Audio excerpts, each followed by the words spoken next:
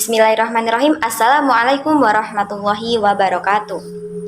Halo teman-teman, perkenalkan nama saya Lina Sabira, NPM 1901012016. Saya dari kelas E semester 5, jurusan Pendidikan Agama Islam, Fakultas Tarbiyah dan Ilmu Keguruan Institut Agama Islam Negeri Metro Lampung. Video ini dibuat untuk menjawab soal ujian tengah semester mata kuliah Al-Quran Hadis dan pembelajarannya dengan dosen pengampu Ibu Nuria MPDI. 1. Bagaimana konsep merdeka belajar dan pendidikan 4.0? Telah kita ketahui bersama bahwasannya pada tahun 2020 lalu, dunia dihadapkan dengan tantangan baru, yakni industri 4.0. Kita telah memasuki era baru industri yang biasa disebut dengan data teknologi. Pada titik ini, hampir semua aspek kehidupan akan bergantung pada teknologi, khususnya machine learning, AI, and robot. Jadi, konsep merdeka belajar dan pendidikan 4.0 ini sangatlah berbeda dengan kurikulum yang pernah ada dan digunakan oleh pendidikan formal di Indonesia sebelumnya. Karena konsep pendidikan baru ini sangat memperhitungkan pada kemampuan dan keunikan kognitif individu para siswa. Terdapat 4 garis besar konsep merdeka belajar. Yang pertama, asesmen kompetensi minimum, yakni berfokus pada kemampuan berpikir kritis siswa menggunakan kemampuan kognitif. Siswa diharapkan mampu menunjukkan kemampuan minimum dalam hal literasi dan numerik. Nah, dalam hal literasi ini maksudnya, siswa diharapkan mampu berpikir secara logis untuk mengabstraksikan maksud dan tujuan dari materi pelajaran. Sedangkan dalam hal numerik atau pada mata pelajaran sains, siswa tidak hanya menghafal rumusnya saja, tetapi juga harus menemukan konsep dasarnya agar kedepannya siswa mampu menerapkan konsep dasar tersebut dalam memecahkan suatu permasalahan cakupannya lebih luas. Yang kedua, survei karakter. Nah, pada konsep survei karakter ini, pemerintah akan menilai secara menyeluruh terkait kualitas pendidikan di sekolah. Bukan hanya tentang hasil belajarnya saja, tetapi juga ekosistem dan infrastruktur pendidikan yang tersedia berdasarkan data hasil survei terbaru di sekolah tersebut. Yang ketiga, perluasan penilaian hasil belajar. Dari hasil belajar siswa, yang tadinya hanya berupa nilai ujian nasional, ini menjadi penugasan dan portofolio. Kedepannya, siswa akan diberikan ruang agar bisa mengembangkan diri sesuai minat bakat mereka. Dengan cara ini, stigma siswa pintar dan bodoh diharapkan bisa segera dihilangkan. Sebab, manusia memiliki bakat alami yang berbeda-beda dan tidak bisa ditentukan dalam tes formal saja. 4. Pemerataan kualitas pendidikan hingga ke 3T. 3T yakni terdepan, terpencil, tertinggal. Pemerintah membuat kebijakan afirmasi dan pemberian kuota khusus bagi siswa yang tinggal di daerah 3T. Kesiapan sumber daya manusia Indonesia akan sangat menentukan keberhasilan kita dalam menghadapi persaingan di industri 4.0, khususnya di daerah 3T yang masih memiliki tingkat kelahiran yang sangat tinggi. Lanjut pada soal nomor 2. Apa rancangan perencanaan pembelajaran Al-Quran Hadis dan pembelajarannya yang Anda miliki dalam menyambut era pendidikan 4.0 ini? Rancangan perencanaan saya ke depannya sebagai calon pendidik pembelajaran agama Islam, khususnya pada pembelajaran Al-Quran Hadis dan pembelajarannya menyambut era pendidikan 4.0, yakni dengan mengkolaborasikan serta memanfaatkan materi Al-Quran Hadis dan pembelajarannya melalui pendekatan teknologi. Saat ini, teknologi bukan lagi menjadi mata pelajaran yang terpisah seperti dahulu saat kita masih sekolah ada yang namanya itu mata pelajaran TIK atau Teknologi Informasi Komunikasi. Tetapi untuk saat ini justru menjadi satu kesatuan dengan semua mata pelajaran, terutama pada mata pelajaran Al-Quran Hadis dan pembelajarannya. Hal ini tentu sangat bagus jika dapat terlaksana dengan baik. Dengan begitu, peserta didik akan lebih mudah menangkap dan memahami dengan baik materi yang diajarkan oleh pendidik kita, karena peserta didik yang dihadapi saat ini adalah peserta didik yang sejak lahir sudah bersahabat dengan teknologi. Maka dari itu, pendidik harus kreatif dan inovatif dalam menciptakan pembelajaran yang menyenangkan bagi peserta didik, yaitu dengan memanfaatkan gadget dan akses internet dalam pembelajaran Al-Quran Hadis dan pembelajarannya. Selanjutnya soal nomor 3. Bagaimana strategi pembelajaran Al-Quran Hadis dan pembelajarannya dalam menghadapi tantangan era pendidikan 4.0? Dalam menghadapi tantangan era pendidikan 4.0 ini, guru harus milenial, yang berarti bukan guru muda, tetapi guru yang digital mindset, influencer, inovator, dan mengembangkan long life learner. Menembus ruang dan waktu, kita harus memegang prinsip bahwa guru harus paham dan menguasai teknologi. Dalam penggunaan strategi pembelajaran ini, harus disesuaikan dengan karakteristik dari masing-masing peserta didik. Agar apa? Agar nantinya pembelajaran Al-Quran dan pembelajarannya tetap memancarkan eksistensinya. Nah, oleh karena itu diperlukan sebuah strategi pembelajaran yang mampu menghadapi tantangan era pendidikan 4.0, salah satunya yaitu strategi heuristik. Strategi heuristik ini meliputi dua substrategi, yaitu discovery dan inquiry. Strategi heuristik merupakan jenis strategi pengolahan pesan atau materi pelajaran yang berasumsi bahwa proses pembelajaran harus dipandang sebagai stimulus yang dapat menantang peserta didik untuk melakukan kegiatan belajar. Strategi ini didasarkan pada pengolahan materi pelajaran oleh peserta didik dengan bantuan dari pendidik. Yang dimaksud dengan pengolahan materi pelajaran adalah materi pelajaran yang tidak disajikan secara tuntas oleh pendidik dengan maksud agar diolah sendiri oleh para peserta didik dengan bimbingan dari pendidik.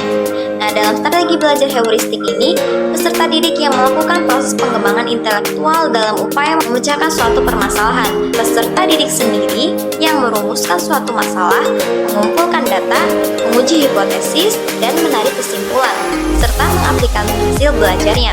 Dalam konteks ini, keaktifan peserta didik dalam belajar memang lebih menonjol, sementara kegiatan pendidik hanya mengarahkan, membimbing, dan memberikan fasilitas yang memungkinkan peserta didik melakukan kegiatan inquiry-nya. Strategi heuristik dapat mencapai kesuksesan untuk menghadapi tantangan era pendidikan 4.0, yakni membentuk generasi Quran dan mencetak insan yang menguasai teknologi. Teknologi ini disinyalir sebagai kunci utama untuk menggenggam dunia dengan cara memahami dan mengimplementasikan segala ilmu yang termuat dalam Al-Quran, hadis, dan pembelajarannya. Dengan demikian, strategi ini dapat membantu peserta didik menjadi insan yang mampu menghadapi problematika yang muncul akibat revolusi industri 4.0. Selanjutnya, soal nomor 4. Bagaimana pengembangan media pembelajaran Al-Quran, hadis, dan pembelajarannya yang sesuai dengan era pendidikan 4.0. Dalam video beri contoh cuplikan gambar atau video macam-macam media pembelajarannya. Kita tahu bahwasannya era revolusi industri 4.0 berpengaruh pada semua bidang, termasuk dalam bidang pendidikan yang mana sistem pembelajarannya harus dilakukan beberapa pembaruan, yaitu dengan memanfaatkan teknologi dan menjadikan teknologi sebagai media pembelajaran. Dengan kehadiran teknologi, menjadikan upaya kehidupan manusia untuk lebih sederhana, mengurangi kerumitan, mempermudah akses pengetahuan, percepat cara bekerja dan efisien. Sistem pendidikan Islam yang modern juga harus terintegrasi dengan teknologi agar proses pembelajaran menjadi efektif dan efisien. Untuk pengembangan media pembelajaran Al-Quran, hadis, dan pembelajarannya yang sesuai dengan era pendidikan 4.0, yakni dengan menggunakan media pembelajaran digital. Media pembelajaran digital digunakan sebagai alat atau komponen pendukung dalam proses pembelajaran. Adanya media dan teknologi digital ini membantu guru untuk lebih berkarya dan mengembangkan kemampuannya. Kasa, ayo duduk. Gitu dong. Itu kan hadiah dari Abah. Pakai pelangka tahu? Masih marah nih. Kan Nusa sekarang tiduran deh. Kamu ngapain sih? Nyuruh Nusa tidur? Masya Allah Nusa, yang dibilang Rara itu hadis Rasul untuk menghindari amarah. Niat adikmu itu baik. Marah itu kan asalnya dari setan dan sangat tidak disukai Allah. Kalau kan Nusa masih marah, kakak ambil wudhu deh.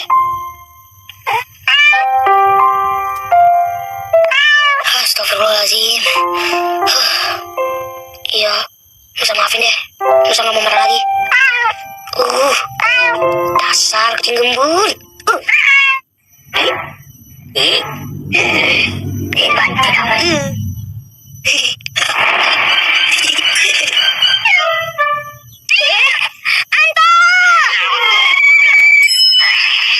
Nusa, wudhu aja deh.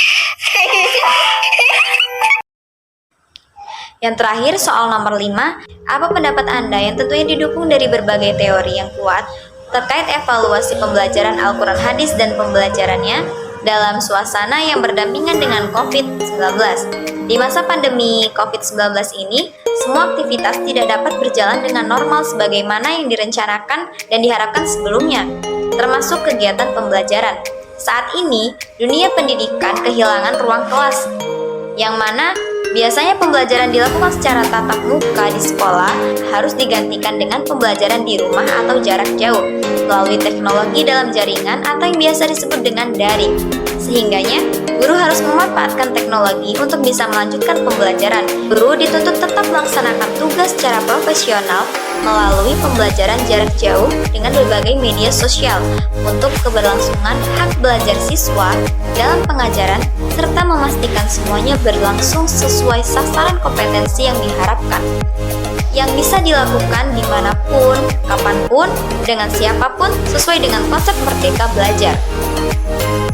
Oleh karena itu, dalam suasana yang berdampingan dengan COVID-19, evaluasi pembelajaran Al-Quran Hadis dan pembelajarannya tetap bisa dilaksanakan secara efektif dan efisien walaupun dilakukan dari jarak jauh dengan memanfaatkan smartphone atau gadget, mengingat ada banyaknya aplikasi yang bisa dipilih oleh masing-masing guru dalam evaluasi penilaian tengah semester, serta dapat pula dimanfaatkan untuk evaluasi ujian akhir semester dari rumah. Sebagai alternatif yang dapat digunakan dalam melakukan evaluasi pembelajaran, yaitu melalui Google Formulir, aplikasi Quizzes, aplikasi Prof, dan aplikasi Kahoot. Dengan menggunakan aplikasi tersebut, evaluasi pembelajaran menjadi asyik dan disukai oleh peserta didik.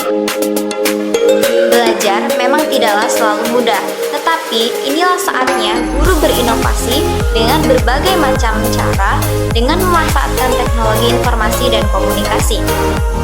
Guru harus adaptif terhadap perubahan kebijakan baru dalam dunia pendidikan, dan guru harus mau belajar dalam situasi apapun dan tetap semangat mempelajari hal-hal baru sehingga pendidikan dapat terus berjalan dengan baik. Guru juga harus memiliki tanggung jawab, komitmen, dedikasi, dan harus bekerja sama dengan orang tua siswa untuk menjalin hubungan kerjasama yang baik dan dukungannya dalam belajar jarak jauh saat ini. Nah, mungkin itu saja jawaban dan penjelasan yang dapat saya berikan. Kurang dan lebihnya mohon maaf. Semoga video ini dapat memberikan manfaat bagi kita semua. Jangan lupa untuk like, tinggalkan kritik dan saran kalian di kolom komentar, dan share video ini ke semua teman-teman kalian. Terima kasih. Akhirul kalam. Wabillahi taufiq wal hidayah. Wassalamualaikum warahmatullahi wabarakatuh.